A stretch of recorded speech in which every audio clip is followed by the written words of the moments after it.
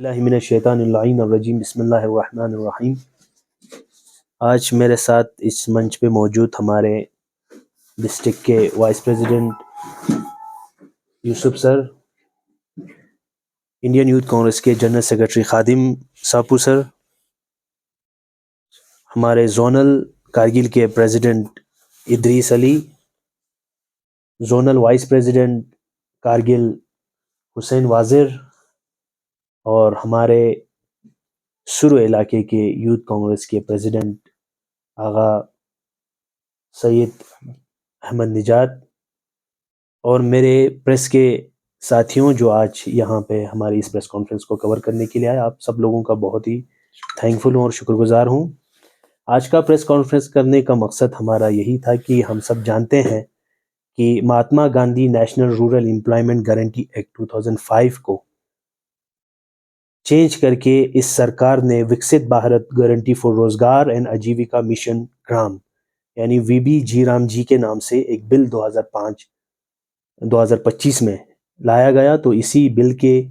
Against में हम अपना ये प्रेस कॉन्फ्रेंस कर रहे हैं।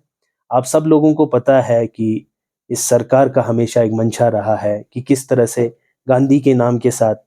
खिलवाड़ किया जाए, गांधी के नाम को हटाया जाए। तो हमें लगता है कि जो Mahatma Gandhi national rural employment guarantee act, जिसको हम मनरेगा के नाम से जानते हैं, जो अक्टूबर 2019 को ये एक्ट बना यूपीए सरकार के टाइम की, जिससे आज 12.5 करोड़ जो वर्कर जो है इसके साथ जुड़े हुए हैं। तो इसको खत्म करने का काम जो है एक नई एक्ट के थ्रू इस सरकार ने किया है।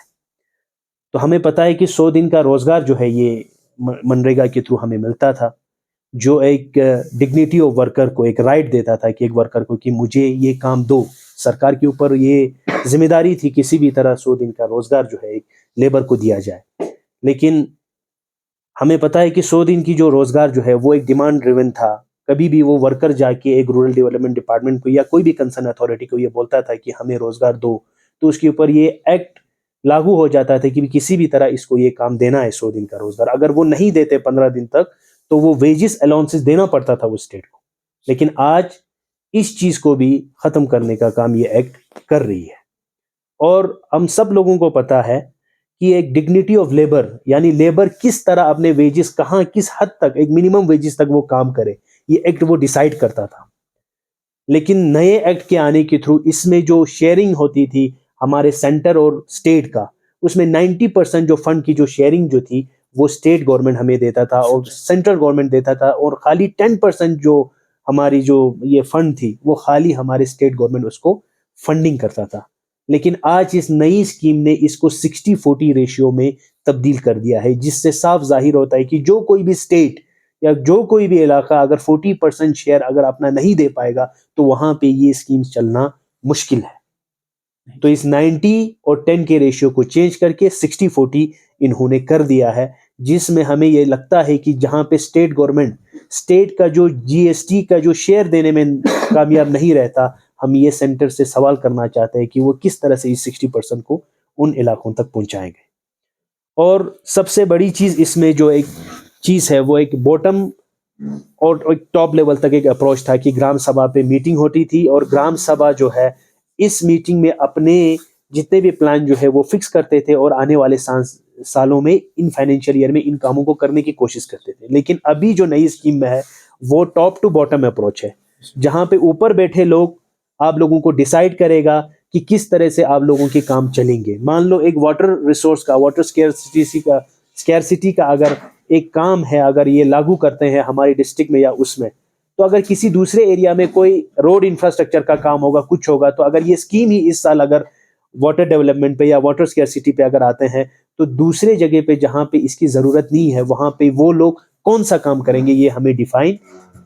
नहीं है। और इसमें सबसे बड़ी चीज जो है, जहां ये बीजेपी सरकार, जब हम कहते हैं कि ये पूंजीपतियों की सरकार है, हमेशा ऊंचे लोगों को, अमीर लोगों को फायदा देने का काम करती है, तो इसमें भी उन्होंने डिग्निटी ऑफ वर्कर को खत्म करने का काम किया है। 60 डेज का पॉज, वर्किंग पॉज इन्होंने लगाया है, जिसका मतलब है कि जब भी हार्वेस्टिंग का टाइम होगा, जब भी खेती बाड़ी का टाइम होगा, तो उस वक्त कोई भी ये मनरेगा वाली स्कीम या ये वाली स्कीम उस वक्त नहीं चलेगी, जिसका साफ जाहिर है कि जो भी लेबर अपने घर में काम करना चाहते थे, क्योंकि इस स्कीम के थ्रू बहुत सारे लोग माइग्रेटेड नहीं हो रहे थे अपने इलाकों से दूसरे इलाके पे, अब गरीबों को मजबूर किया जा रहा है कि अब 60 दिन के लिए जो तनख्वाह आपको मिलेगी, जो रोजी रोटी आपको मिलेगी, जो वेजेस आपको मिलेगा, उसी में आपको करना है, और एक बॉन्डेड लेबर की तरह 60 दिन तक कोई भी काम आपको नहीं होगा। तो आपको उन बड़े लैंडलॉर्ड्स के नीचे जो है, जो कोई भी आपको मिनिमम वेजेस मिलेंगे उस पे आपको काम करना है। तो इससे हमें साफ ये मंशा जाहिर होती है कि सरकार का,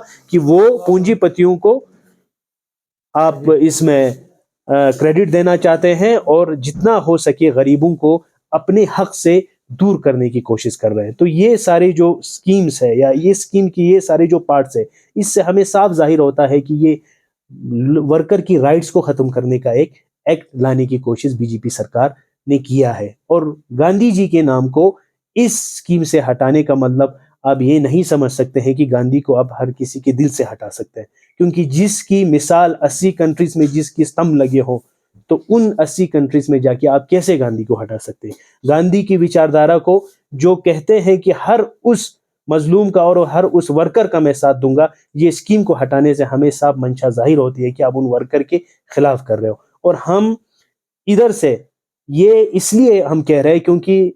आप बीजेपी सरकार की कोई भी एजेंडा को देख लीजिए, कोई भी स्कीम को देख लीजिए, सबसे पहले तो 2 करोड़ रोजगार वो जुमला था, 15 लाख वो जुमला था, मेक इन इंडिया का जो इतना बड़ा इन्होंने सेलिब्रेशन किया था, आज मेक इन इंडिया कहाँ पे है? स्टार्टअप स्टैंड अप इंडिया कहाँ पे है? अगर इस तरह के सारे स्कीमों के खाली नाम चेंज करके आप सोचते हैं कि इसकी इम्प्लीमेंटेशन बेटर होगी या इससे आप यानी गांधी के नाम को हटा सकते हैं, तो हम नहीं चाहेंगे कि इस तरह से आप गांधी को नहीं हटा सकते। आपको इम्प्लीमेंटेशन करना होगा और अच्छी तरीके से करना होगा। इन्होंने बोला है कि 125 डेज तक हम इस काम को बढ़ा रहे हैं, लेकिन हम इनसे ये सवाल करना चाहते हैं कि आप इसका इम्प्लीमेंटेशन पे किस तरह से खर्च कर रहे हैं? आप किस तरह से 60-40 के रेशियो को आप बताना चाहते हैं? आप किस तरीके से स्टेट्स को ये अलाउ करेंगे कि आप 40% वहां से निकालिए ताकि हम स्कीम को चला पाए? क्योंकि कोई भी स्टेट अगर 40% नहीं देना चाहे, और कोई भी स्टेट ये नहीं चाहेगा कि मुफ्त में हम क्यों वर्कर को ये काम दें,